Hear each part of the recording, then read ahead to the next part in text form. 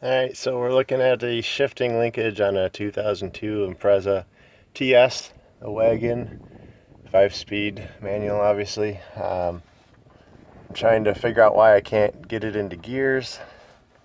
The shifter seems kind of like very limited movement in the car, but kind of frozen.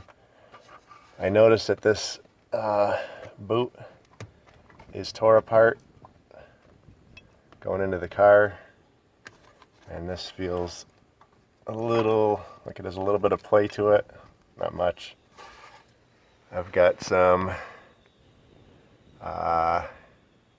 looks like a little grease or training fluid or something coming out of the shaft going into the transmission here. It's kind of hard to see, but it looks a little damp going in.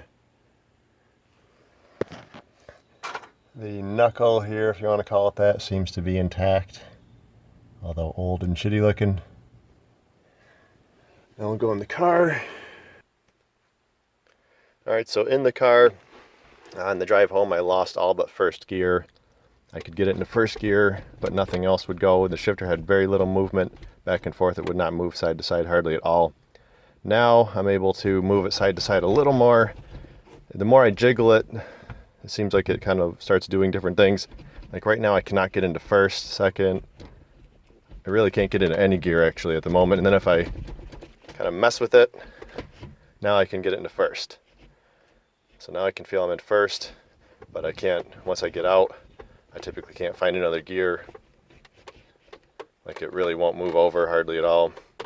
Feels very stiff, feels like it's kind of frozen in place here, except for first gear. Now I just played with it, now it banged over to the side a little bit, but again, can't get it into gears. So something's definitely sloppy, loose down there. I don't really understand what's causing this. It could be the shift forks, or I don't really know. Tell me what you think.